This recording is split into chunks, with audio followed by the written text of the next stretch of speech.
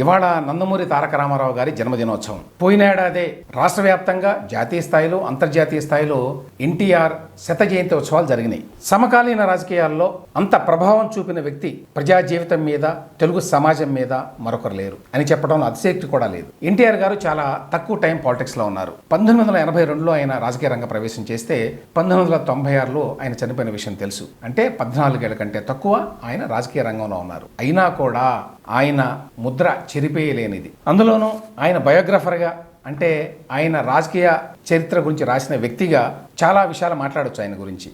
నేను ఈ పుస్తకాన్ని ఇంగ్లీష్లో 2021 సంవత్సరంలో ప్రచురించాను. దీన్ని పెంగ్విన్ ర్యాండమ్ హౌస్ అని చెప్పి ఒక అంతర్జాతీయ ప్రచురణ సంస్థ ప్రచురించింది. దీని title maverick messiah, a political biography of NT Rama Rao. ఇది దాదాపు 470 పేజీలు ఉన్నాయి. ఓన్లీ పొలిటికల్ బయోగ్రఫీ, ఆయన రాజకీయ చరిత్ర మాత్రమే. 40 నుంచి 50 పేజీల వరకు నోట్స్ కూడా ఉన్నది, రెఫరెన్సెస్ కూడా ఉన్నాయి అన్ని. కాబట్టి మాట్లాడాలంటే కొన్ని గంటలు, రోజులు అవసరం. దాంతోపాటు ఆయన మైనస్లు కూడా ఉంటాయి. ఆయన గొప్ప పనులే కాదు. కానీ ఈ సందర్భంలో మనం అన్ని విషయాలు మాట్లాడుకోలేము. మీరు అన్ని విషయాలు సమగ్రంగా తెలుసుకోవాలి ఎన్టీ రామారావు గురించి, ఆయన రాజకీయ చరిత్ర గురించి అనుకుంటే నా పుస్తకాన్ని చదువుకోవచ్చు. ప్లస్లు మైనస్లు అన్ని, సమగ్ర వ్యక్తిత్వాన్ని అందులో నేను ఆవిష్కరించడానికి ప్రయత్నించాను. ఇది కాకుండా ఈ మధ్యకాలంలో చెన్నపురి తెలుగు అకాడమీ వారు ఒక పుస్తకాన్ని ప్రచురించారండి. ఇది ఎన్టీఆర్ ఎట్ 100. ఈ పుస్తకంలో ఏమిటంటే ఎన్టీ రామారావు గారి గురించి చాలామంది చాలా వ్యాసాలు రాశారు. అవి ఆయన జీవితానికి సంబంధించి అన్ని కోణాల నుంచి కూడా, అంటే సినిమా నటుడిగా, రాజకీయవేత్తగా, సో అన్ని కోణాల నుంచి ఉన్నాయి. ఇందులో నేను కూడా ఒక వ్యాసం రాశాను. అందరికీ తెలిసిన విషయాలు చాలా ఎక్కువ కాబట్టి తెలియని విషయం గురించి రాయాలి అనే ఉద్దేశంతో నేను విద్యారంగంలో ఎన్టీ రామారావు గారు తీసుకొచ్చినటువంటి మార్పులు అనే అంశం గురించి రాశాను. సో ఆసక్తి ఉన్నవాళ్ళు, సమగ్రంగా తెలుసుకోవాలనుకున్న వాళ్ళు నా పుస్తకాన్ని, ఈ పుస్తకం అమెజాన్లో అన్ని చోట్ల దొరుకుతుంది. ఇంగ్లీష్లో, కిండిల్లో, ఈవెన్ ఆడియో బుక్ కూడా దొరుకుతుంది. వినాలి అనుకున్న వాళ్ళు ఇంగ్లీష్లో ఆడియో బుక్ కూడా ఉన్నది. అలాగే ఎన్టీఆర్ ఎట్ 100 అనేటువంటి పుస్తకం కూడా ఇప్పుడు పుస్తకాల షాపులో దొరుకుతుంది. ఇంకా చాలా మంది చాలా పుస్తకాలు రాశారు. అంటే సమగ్రంగా మనం తెలుసుకోవాలి అని అనుకుంటే అవి చదవాలి. నేను ఇప్పుడు ఒక 6 డజన్ అంశాల గురించి మాట్లాడతాను. ఎన్టీ రామారావు యొక్క ప్రత్యేకత ఏమిటి, ఎందుకు మిగతా రాజకీయ నాయకుల కంటే ఎన్టీ రామారావు భిన్నమైన వ్యక్తి అని చెప్పడానికి. ఫస్ట్ పాయింట్ ఏమిటంటే, ఎన్టీ రామారావు రాజకీయ రంగ ప్రవేశం చేసిన తర్వాత ఆయన స్థాపించిన రికార్డుని అప్పటికీ ఇప్పటికీ, అంటే 40 ఏళ్ళు పైన అయింది కదా, ఎవరూ కూడా బ్రేక్ చేయలేకపోయారు. ఏమిటి ఆ రికార్డు అంటే, పార్టీ పెట్టిన 9 నెలల లోపే అధికారాన్ని చేపట్టడం. ఒక పార్టీ ఏర్పడి 9 నెలల లోపునే ఎన్నికల్లో పోటీ చేసి ఆ ఎన్నికల్లో గెలవడం అనేది, ఆ ఫీట్ ఇంతవరకు మళ్ళీ ఎవరు రిపీట్ చేయలేకపోయారు. ఎన్టీ రామారావు గారు 1982 మార్చి 29వ తేదీన హైదరాబాద్లో ఓల్డ్ ఎమ్మెల్యే క్వార్టర్స్లో పార్టీని ఏర్పాటు చేశారు. ఆంధ్రప్రదేశ్లో ఎన్నికలు 1983 జనవరి 5వ తేదీన జరిగినాయి. అంటే సుమారు 9 నెలల మధ్య గ్యాప్ ఉంది మధ్యలో, అంతే. 56లో ఉమ్మడి ఆంధ్రప్రదేశ్ ఏర్పడింది. అప్పటి నుంచి కూడా 82 వరకు కాంగ్రెస్ మాత్రమే అక్కడ రాజ్యమేలింది. ఆ సందర్భంలో ఎన్టీ రామారావు తొలి నాన్ కాంగ్రెస్ ముఖ్యమంత్రిగా ప్రమాణ స్వీకారం చేశాడు. అదొక విశేషం. రెండవది ఏంటంటే, మొదటిసారే ఎన్నికల్లో పోటీ చేసి 294 సీట్లు ఉండేవి ఆనాడు ఉమ్మడి అసెంబ్లీలో. అందులో 202 సీట్లు గెలుచుకున్నాడు. మామూలు విషయం కాదు. అయితే ఎన్టీ రామారావు రికార్డుని బ్రేక్ చేయడానికి ఆంధ్రప్రదేశ్లోనే ఒక ప్రయత్నం జరిగింది. ఏమిటి ఆ ప్రయత్నం? చిరంజీవి గారి ప్రజారాజ్యం. చిరంజీవి గారి ప్రజారాజ్యాన్ని పెట్టినప్పుడు చిరంజీవి గారు, ఆయనతో పాటు ఉన్నటువంటి అల్లు అరవింద్ గారు, వారు ఎన్టీ రామారావు రికార్డుని బ్రేక్ చేయాలి అని చెప్పి అనుకున్నారు. అనుకొని ఏం చేశారంటే, ఆ పార్టీని 2008 ఆగస్టు 26 నాడు ప్రారంభించారు. అప్పుడు ఎన్నికలు 2009 ఏప్రిల్లో జరుగుతున్నాయి. కాబట్టి మధ్యలో టైము 8 నెలల కంటే తక్కువ ఉన్నది. సో ఆ ఎన్నికల్లో కనుక గెలవగలిగితే ప్రజారాజ్యం పార్టీ ఎన్టీ రామారావు గారి రికార్డుని బ్రేక్ చేసినట్లు అవుతుంది అని భావించారు. కానీ అది జరగలేదు, అందరికీ తెలుసు. సో ఆ రకంగా అప్పటికి ఇప్పటికీ ఎన్టీ రామారావు గారు రాజకీయాల్లో నెలకొల్పిన రికార్డు అలాగే ఉంది. దాన్ని ఎవ్వరూ కూడా బ్రేక్ చేయలేకపోయారు. 1980వ దశకంలో ఇందిరాగాంధీ తిరుగులేని నాయకురాలుగా ఉన్నారు. శక్తి స్వరూపిణి అన్నట్టుగా చూశారు అందరూ ఆనాడు. ఆవిడని ఎదిరించి ఎవరు నిలబడలేరు అనేటువంటి వాతావరణం ఉంది. ఆ వాతావరణంలో ఆంధ్రప్రదేశ్ లాంటి వెరీ లాయల్ స్టేట్ కాంగ్రెస్ పార్టీకి, అటువంటి స్టేట్ నుంచి సడన్గా ఒక నాయకుడు పుట్టుకురావడం అనేది దేశంలో ప్రజలందరినీ కూడా ఆశ్చర్యపరిచింది. దేశంలో మీడియా సంస్థలు కానివ్వండి, అంతర్జాతీయంగా కూడా మీడియా కానివ్వండి, చాలా ఆసక్తి కనబరిచింది ఆనాటి ఎన్నికల మీద. ఎవరైనా ఎలా గెలిచాడు ఏమిటి అని. మొదటిసారిగా ఆంధ్రప్రదేశ్ మీద జాతీయ స్థాయిలో మీడియా దృష్టి పడింది. అంతమంది ఎవరో పెద్దగా పట్టించుకునేవాళ్ళు కాదు. అంతేకాదు అంతర్జాతీయ స్థాయిలో కూడా చాలామంది పత్రికా విలేకరులు ఢిల్లీ నుంచి హైదరాబాద్ వచ్చారు. ఏమిటి కొత్త పార్టీ, ఎవరు ఎన్టీ రామారావు, ఎలా గెలిచాడు, ఎలా సాధ్యం, ఇందిరాగాంధీ లాంటి శక్తిమంతురాలైన నాయకురాలను ఎదిరించి నిలబడి ఎన్నికల్లో ఎట్లా గెలవగలిగాడు. ఆ రకంగా ఎన్టీ రామారావు గారు గెలవగానే ఆయనకి జాతీయ స్థాయిలో గుర్తింపు వచ్చింది. ఆయన 82 జనవరి 5వ తేదీన 6వ తేదీన రిజల్ట్స్ వచ్చినాయి అనుకుంటాను. 9వ తేదీన ఆయన ప్రమాణ స్వీకారం చేశారు. ఆ తర్వాత అటు ఇటు ఒక నెల రోజులకి ఆయన ఢిల్లీ వెళ్ళారు. మొదటిసారిగా ఢిల్లీ వెళితే దేశ రాజధానిలో ఎన్టీ రామారావు గారికి ఒక హీరోస్ వెల్కమ్ వచ్చింది. ఎందుకంటే గతం నేను చెప్పినట్టుగా ఎవరి వ్యక్తి ఎలా ఇందిరాగాంధీని ఎదుర్కొని నిలబడ్డాడు, ఎలా గెలిచాడు, ఆంధ్రప్రదేశ్ లాంటి లాయల్ స్టేట్ని ఎలా గెలుచుకున్నాడు అనేటువంటి ఆసక్తి. ఆయన ఢిల్లీ వెళ్ళినప్పుడు ఏమని రాశారంటే పత్రికల్లో, ఒక విదేశీ నేత ఢిల్లీకి వస్తే ఏ రకమైన ఆసక్తి జనంలో ఉంటుందో, మీడియాలో ఉంటుందో అదే రకమైన ఆసక్తి వచ్చింది ఆ రోజున. ఏదో ఒక విదేశీ నేత, ఒక వేరే దేశానికి చెందినటువంటి అధ్యక్షుడో ప్రధానమంత్రి ఢిల్లీ వస్తే ఎట్లా ఉందో అట్లా ఉంది ఆంధ్రప్రదేశ్ ముఖ్యమంత్రి ఢిల్లీ వస్తే అని చెప్పి ఆనాడు మీడియాలో రాశారు. ప్రెస్ క్లబ్ ఆఫ్ ఇండియాలో ప్రెస్ మీట్ పెడితే ఎన్టీ రామారావు గారు దాన్ని అడ్రస్ చేశాడు. తర్వాత ప్రశ్నలు కూడా అడిగారు. ఆ సందర్భంలో చాలా చెప్పుకోదగ్గ ఒక మాట ఏంటంటే, ఆయన ఏమని అడిగారంటే, మీరు సినిమాల్లో రకరకాల పాత్రలు పోషించారు, ఎస్పెషల్లీ రాముడు, కృష్ణుడు ఇట్లాంటి పాత్రలకు చాలా ప్రసిద్ధి కదా, సో రాజకీయాల్లో మీరు ఏ పాత్ర పోషించాలనుకుంటున్నారు అని అడిగారు. దానికి ఎన్టీ రామారావు చెప్పిన సమాధానం ఏంటంటే, నాకు వాస్తవంగా రాముడి పాత్ర చాలా ఇష్టం, సినిమాల్లో రాముడి పాత్ర పోషించడానికి ఇష్టపడతాను, రాజకీయాల్లో కృష్ణుడి పాత్ర పోషించడానికి ఇష్టపడతాను అని చెప్పాడు. అది కూడా ఆ రోజున పత్రికల్లో చాలా పెద్ద ఎత్తున వచ్చింది. అక్కడ ఆయన పెద్ద వాళ్ళని, మీడియా అంటే జాతీయ స్థాయి మీడియాలో ఉన్నటువంటి ప్రముఖుల్ని కలిశాడు. వాళ్ళందరూ కూడా ఆయన కలవడానికి చాలా ఉత్సాహం చూపించారు. వాళ్ళలో ప్రముఖులుగా చెప్పుకోదగ్గ వాళ్ళు ఏమిటంటే, నేషనల్ హెరాల్డ్ అనే పత్రిక ఉంది, దాంట్లో తెలుగువాడైనటువంటి చాలా ప్రముఖ జర్నలిస్టు ఎం చలపతిరావు గారు. ఇన్ఫ్యాక్ట్ హైదరాబాద్లో ఉన్న జర్నలిస్ట్ కాలనీ పేరు కూడా ఎం చలపతిరావు జర్నలిస్ట్ కాలనీ. ఆయన ఉత్తరాంధ్రకు చెందినటువంటి వారు, కానీ ఎప్పుడో ఢిల్లీ వెళ్ళి అక్కడే స్థిరపడ్డారు. చాలా పేరున్నటువంటి వ్యక్తి జర్నలిజం రంగంలో ఎం చలపతిరావు గారు. అట్లాగే జీకే రెడ్డి గారు, ఆయన హిందూ పత్రికలో ఉండేవారు, న్యూఢిల్లీ బ్యూరో చీఫ్గా ఉండేవారు. ఆయన కూడా చాలా ప్రముఖుడు జర్నలిజంలో. గిరిలాల్ జైన్ పేరు కొంతమంది వినుండొచ్చు, టైమ్స్ ఆఫ్ ఇండియా పత్రికకి చాలా కాలం పాటు ఎడిటర్గా పనిచేశాడు. చాలా స్ట్రాంగ్ వాయిస్ ఆయనది మీడియాలో ఆ రోజున. వాస్తవానికి ఆయన ఇందిరాగాంధీ పక్షాన ఉంటారు అనేటువంటి పేరు కూడా ఉంది ఆ రోజుల్లో. వీళ్ళందరూ కూడా ఆ రోజున ఎన్టీఆర్ని కలిశారు ఢిల్లీ వెళ్ళినప్పుడు, కలిసి చాలాసేపు ఆయనతో గడిపారు. ఆ సందర్భంగా ఒక ఎక్స్చేంజ్ గురించి కూడా చెప్తారు. అదేంటంటే, వాళ్ళందరితో మాట్లాడిన తర్వాత, ఈ ప్రెస్ మీట్ అయిన తర్వాత అందరూ ఇన్ఫార్మల్గా మాట్లాడతారు కదా, ఆ సందర్భంలో చలపతిరావు గారు, ఎన్టీ రామారావు గారు చాలాసేపు తెలుగులో కూడా మాట్లాడుకున్నారట. మాట్లాడుకుంటే గిరిరాజ్ జైన్ గారు ఇతరులు అందరూ వచ్చి జోక్యులర్గా అన్నారు, మీరంతా తెలుగులో మాట్లాడుకుంటే మాకేమో అర్థం అవుతుందని. అప్పుడు చలపతిరావు గారు అన్నారట, ఇంతకాలానికి మా రాష్ట్రానికి, మా తెలుగు భాషకి చెందిన వ్యక్తి జాతీయ స్థాయిలో ఒక ప్రముఖుడిగా గుర్తింపబడ్డాడు. ఎందుకంటే అందరికీ తెలుసు, చాలా కాలం తర్వాత తెలుగు వాళ్ళకి మళ్ళీ అంత ప్రాధాన్యత వచ్చింది. అందువల్ల నేను చాలా ప్రౌడ్గా ఫీల్ అవుతున్నాను ఎన్టీ రామారావు గారితో తెలుగులో మాట్లాడడానికి అని అన్నాడు అని చెప్పి వెంకటనారాయణ గారు రాశారు ఆయన రాసినటువంటి బయోగ్రఫీలో కూడా. ఆ తర్వాత గిరిలాల్ జైన్ గారు ఇట్లాంటి వాళ్ళు కూడా ఆయన చాలా పొగిడారు అక్కడే. ఏంటంటే, ఆయనతోటి ఎక్స్చేంజెస్ జరిగినప్పుడు, అయ్యా రామారావు గారు, మీరు మాట్లాడే మాటలు ఇవన్నీ వింటుంటే కూడా మీకు హైదరాబాద్ కాదు ప్లేస్, మీరు ఢిల్లీలో ఉండాలి, అంటే రాష్ట్ర స్థాయి నాయకుడిగా మిగిలిపోవద్దు, మీరు జాతీయ స్థాయి నాయకుడిగా రావాలి అని చెప్పి ఆ రోజునే. ఈ మాట ఎందుకు చెప్తున్నానంటే, తర్వాత ఆయన జాతీయ రాజకీయాల్లో చాలా పాత్ర పోషించాడు, కానీ ఆ రోజునే జాతీయ స్థాయిలో ఉన్నటువంటి మీడియా ప్రముఖులంతా కూడా గుర్తించారు, ఎన్టీ రామారావులో చాలా పొటెన్షియల్ ఉంది, ఇతను జాతీయ స్థాయి నాయకుడిగా ఉండదగ్గ వ్యక్తి అనే మాటని. ఆ తర్వాత ఢిల్లీలోనూ చాలామంది ప్రముఖులు, అంటే వివిధ రంగాలకు చెందిన వాళ్ళు కూడా ఎన్టీ రామారావుని కలిశారు ఆ రోజునే. అంటే ఆయన ఎంత ఇన్స్పైర్ చేశాడో దేశంలో ఉన్న ప్రముఖుల్ని మనం అర్థం చేసుకోవచ్చు దీన్ని బట్టి. ఆయనతోటి ఎంఎల్ సోంధి, ఈయన జవహర్లాల్ నెహ్రూ యూనివర్సిటీలో ప్రొఫెసర్గా ఉండేవారు. విఏ పాయ పన్నీన్కర్, ఈయన director centre for policy research ఆ రోజుల్లో. రమేష్ థాపర్, ఈయన పేరు కూడా కొంతమంది వినుండొచ్చు, ఆయన సెమినార్ అనేటువంటి పత్రిక ఎడిటర్గా ఉండేవారు. రాజా చల్లయ్య, ఈయన కూడా చాలా ప్రముఖుడు ఆర్థిక రంగంలో. ఆయన vice chairman National Institute for Public Finance and Policy. Pran Chopra అని చెప్పి చాలా పెద్ద జర్నలిస్టు, కాలమిస్టు ఆయన. ఇట్లాంటి ప్రముఖులంతా కూడా కలిశారు. ఎన్టీ రామారావు గారు వాళ్ళతో కొన్ని ఐడియాస్ అవి పంచుకున్నారు. వాళ్ళు కూడా కొన్ని సలహాలు ఇచ్చారు ఆయనకి. అంటే ఆ స్థాయిలో ఆ రోజున ఆయన రాజకీయాలు చేశాడు. అంటే ఊరికి రాజకీయం కోసం రాజకీయం కాదు, అటువంటి ప్రముఖులందరితో మాట్లాడాలి, తెలుసుకోవాలి విషయాలు, ఏ విధంగా మనం రాజకీయాల మార్పులు తీసుకురావాలనే కోరిక ఒకటి. రెండవది, అవతల కూడా వ్యక్తులకు కూడా ఎన్టీ రామారావు పర్సనాలిటీని చూసి ఇతను సాధారణ రాజకీయవేత్త లాంటి వాడు కాదు, ఇతను కొన్ని సంస్కరణలు తీసుకురావడానికి రాజకీయ రంగంలోకి వచ్చాడు అనేటువంటి అభిప్రాయం వాళ్ళకు కూడా కలిగింది. ఆ రోజున కలిగించగలిగాడు ఎన్టీ రామారావు గారు. ఇక మూడో పాయింట్ ఏంటంటే, ఎన్టీ రామారావు గారు వచ్చిన తర్వాత ఆయన చేసిన సంస్కరణలు రాజకీయ రంగంలో మరే రాజకీయ నాయకుడు చేయలేదండి. అంత తక్కువ టైంలో ఫస్ట్ 100 డేస్లోనే ఎన్నో మార్పులు తీసుకొచ్చాడు ఆయన. ఎన్ని మార్పులు తీసుకొచ్చాడంటే, చాలామంది ఏమంటారంటే అడ్మినిస్ట్రేషన్ కానివ్వండి, రాష్ట్ర రాజకీయ రంగం కానివ్వండి, అందరికీ తల గిర్రుని తిరిగింది. అంత ఫాస్ట్గా ఆయన అన్ని నిర్ణయాలు తీసుకుంటుంటే.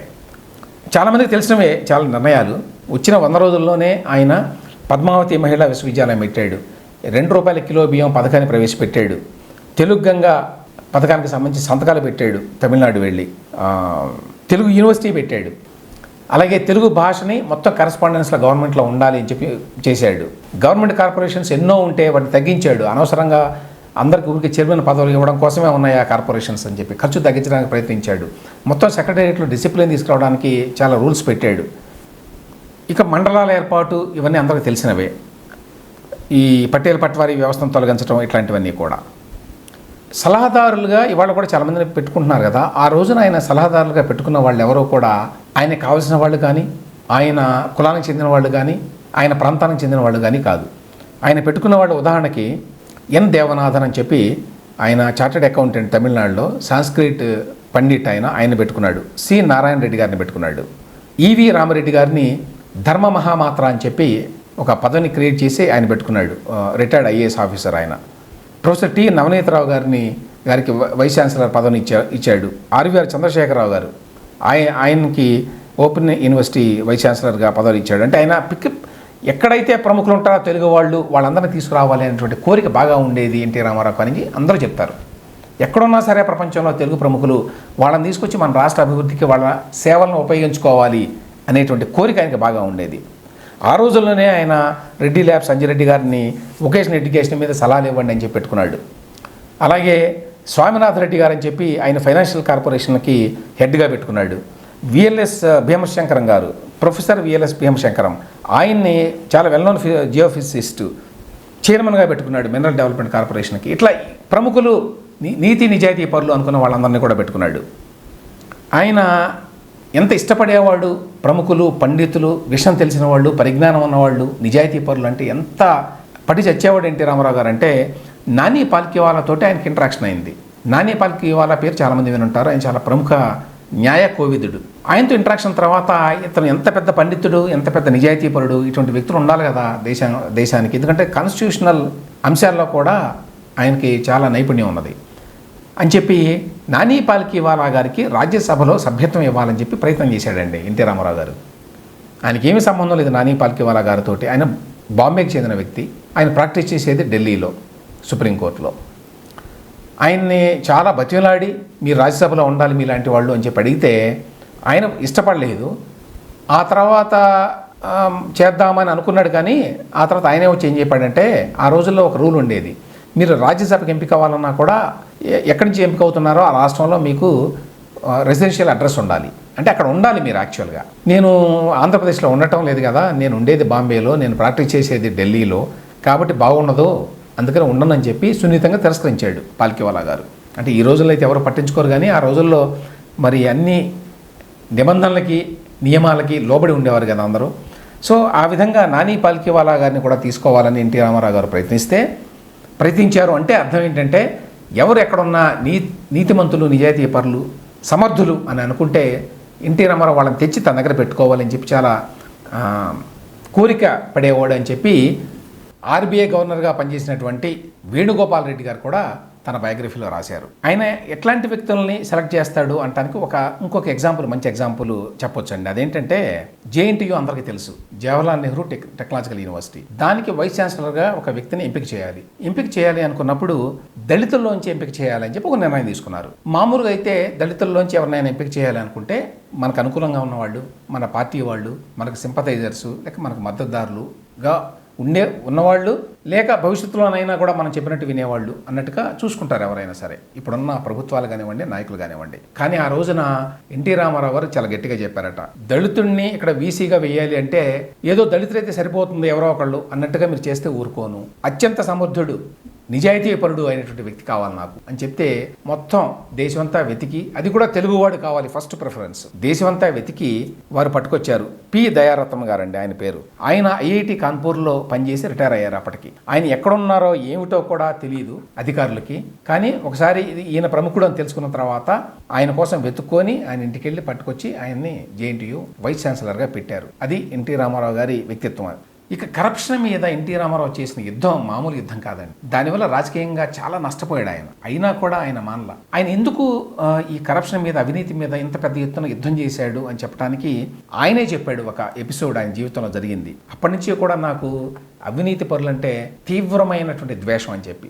ఏమిటి ఆ ఘటన అంటే, ఆయన గుంటూరు ఏసీ కాలేజీలో BA పూర్తయిన తర్వాత మంగళగిరిలో ఆయనకి సబ్ కోర్ట్స్లో ఉద్యోగం వచ్చింది. సబ్ కోర్ట్స్ అంటే ఇవాళ మనం సబ్ రిజిస్ట్రార్ ఆఫీసులు అంటాం కదా, దాంట్లో ఒక సబ్ రిజిస్ట్రార్గా, అంటే ఒక అసిస్టెంట్ సబ్ రిజిస్ట్రారో ఏదో పరీక్షలో రాసి దాన్ని మెడ్రాస్ సర్వీస్ కమిషన్లో పరీక్షలు రాశాడు. ఆయన ఉత్తీర్ణుడయ్యాడు. ఆయనకి ఉద్యోగం వచ్చింది. అపాయింట్మెంట్ మంగళగిరిలో. ఆయన కొత్తగా ఉద్యోగానికి వెళ్ళాడు. చక్కగా సైకిల్ మీద వెళ్తుండేవాడు. వెళితే ఏమైందంటే మొదటి 2-3 రోజుల్లోనే అక్కడ ఉండేటువంటి ప్యూను సాయంత్రానికి వచ్చి, అప్పట్లో ఈయన ఆఫీసర్ హోదాలో ఉన్నాడు కాబట్టి కోటు కూడా వేసుకునేవాడు. ఆ కోటు కుర్చీకి వేలాడదీసి కూర్చొని పని చేసుకునేవాళ్ళు. సాయంత్రం వెళ్ళేటప్పుడు ఆ కోటు తీసుకుని వెళితే ఆ కోటు జేబులో కొంత డబ్బు ఉండేది. ఆయన అర్థం కాక గందరగోళపడి 2వ రోజు అడిగాడు అక్కడ ప్యూన్ని, నా కోటు జేబులో డబ్బులు పెడుతున్నారు ఎవరు అని. అంటే నేనే పెడుతున్నాను, ఇది మనందరికీ ఎవ్రీడే వచ్చేటువంటి వాటాలో మీ అందరికీ నేనే ఇస్తాను, అందరికి పంపిణీ చేస్తాను, అందుకని మీ జేబులో మీకు పెట్టాను అని చెప్పాట. ఎన్టీ రామారావు గారు చాలా ఆశ్చర్యపోయాడు. ఇంత అవినీతి, ఇంత పట్టపగలే ఇంత అవినీతి జరుగుతుందా? ప్రతిరోజు ఆస్తుల రిజిస్ట్రేషన్లో లంచం తీసుకొని ఆ లంచాన్ని ఉద్యోగులందరూ పంచుకుంటున్నారు ఇక్కడ అని తీవ్రంగా మదనపడి, ఆయన నేను అనుకుంటాను 2 వారాలు కూడా పనిచేయలేదు ఆ ఉద్యోగం. ఆయన వల్ల కాలేదు అక్కడ పనిచేయటం. మానేసి ఆ తర్వాతనే ఆయన అప్పటికే మెడ్రాస్ నుంచి కొంత పిలుపులు ఉన్నాయి కాబట్టి సినిమా నటుడిగా రమ్మని వెళ్ళిపోయాడు ఆయన. అది నా మీద తీవ్రమైన ప్రభావాన్ని చూపింది అని చెప్పి ఎన్టీ రామారావు గారు చాలా మందికి చెప్పాడు. వైవి రెడ్డి గారు కూడా తన బయోగ్రఫీలో రాశాడు. ఇంకా మిగతా వాళ్ళు కూడా చెప్పారు ఇదే విషయాన్ని. మాకు చెప్పాడు, స్వయంగా ఆయన చెప్పాడు ఇట్లా అని. సో ఆ రకంగా అవినీతి మీద అంత ద్వేషంతో ఆయన తీవ్రమైన నిర్ణయాలు తీసుకున్నాడు అధికారంలోకి వచ్చిన తర్వాత. ఇంతకుముందు చెప్పినట్టుగా ధర్మ మహామాత్ర అని ఇప్పుడు అశోకుడి కాలంలో ఉండేది ఒక పదవి, అంటే ధర్మాన్ని కాపాడేవాడు.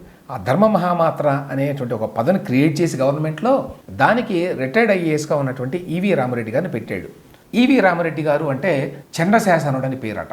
ఆయన అధికారుల గుండెల్లో రైళ్లు పరిగెత్తించాడు, మామూలుగా కాదు. ఎంత తీవ్రంగా వాళ్ళు అవినీతి అనేది ఎక్కడన్నా ఉంటే వాళ్ళని పట్టుకొని శిక్షించారంటే ఎన్టీఆర్ మీద ఉద్యోగుల తీవ్రమైన వ్యతిరేకత వచ్చింది. ఐఏఎస్లు ఐపీఎస్లు కూడా భయపడిపోయారు ఆయన అంటే. చాలా మంది ఉద్యోగానికి రాజీనామా చేసి వెళ్ళిపోయారు. ఎందుకంటే ఈ ధర్మ మహామాత్ర వచ్చి కేసు పెట్టబోతున్నాడు అని తెలియగానే రాజీనామా చేసి వెళ్ళారు కొంతమంది. ఏది ఐఏఎస్ ఐపీఎస్ స్థాయిలో ఉన్నటువంటి ఉద్యోగులు. మరికొంతమందిని పట్టుకొని వాళ్ళ మీద కేసు విచారించి వాళ్ళని ఉద్యోగుల నుంచి తొలగించారు కూడా. అది మామూలు విషయం కాదు. ధర్మ మహామాత్ర తర్వాత లోకాయుక్తను కూడా పెట్టాడు ఎన్టీ రామారావు. లోకాయుక్తగా ఆవుల సాంబశివరావు గారిని పెట్టాడు. పెట్టిన తర్వాత అప్పట్లో ఇండియా టుడేలో ఒక పెద్ద ఆర్టికల్ వచ్చింది. అదేంటంటే దేశంలో మరే రాష్ట్రంలో లేని విధంగా ఆంధ్రప్రదేశ్లో లోకాయుక్త అనే సంస్థ ఎంత పెద్ద ఎత్తున అవినీతిని నిర్మూలించడానికి కృషి చేసింది, ఎన్ని కేసులు పెట్టి ఎన్ని విచారించి ఎన్నింటిని పరిష్కరించింది అని చెప్పి ఒక పెద్ద ఆర్టికల్ కూడా వచ్చింది. దేశంలో మరెక్కడో కూడా జరగలేదని చెప్పి ఆ రోజున. మరొక చిన్న ఉదాంతం చెప్పి ఈ కరప్షన్కి సంబంధించి ముగిస్తాను ఈ ఎపిసోడ్. అదేంటి,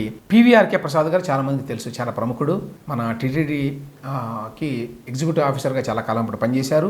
నీతిమంతుడు, నిజాయితీపరుడు, చాలా భక్తుడు కూడా ఆయన. ప్రసాద్ గారు అప్పుడు బయట ఉన్నట్టు ఎన్టీ రామారావు గారు అధికారంలోకి వచ్చినప్పుడు యూకేలో ఉన్నాడు అనుకుంటాను, లండన్లో. ఈయన వచ్చిన తర్వాత ఆయన వచ్చాడు ఇక్కడికి. మళ్ళీ ఆయన అయిపోయింది డెప్యుటేషన్, హైదరాబాద్ వచ్చాడు. వచ్చిన తర్వాత అందరూ చెప్పారు, బాబు పరిస్థితులు ఏమాత్రం బాగాలేవు. ఆయన చంద్రశాసనంలాగా ఉన్నాడు ఎన్టీఆర్. ఈ అవినీతి పేరుతోటి అందరినీ కూడా ఆయన చాలా ఇబ్బంది పెడుతున్నాడు. మీ మీద కూడా కొన్ని ఆరోపణలు ఏవో వచ్చినాయి. ఆ ఫైల్ కూడా ఇప్పుడు ఉన్నది ఎన్టీ రామారావు గారి దగ్గర. కాబట్టి మీరు వెళ్ళి ఇప్పుడు ఉద్యోగంలో పోస్టింగ్ ఏమండి అని అడిగితే బహుశా ఏమవుతుందో అని చెప్పి అన్నారట.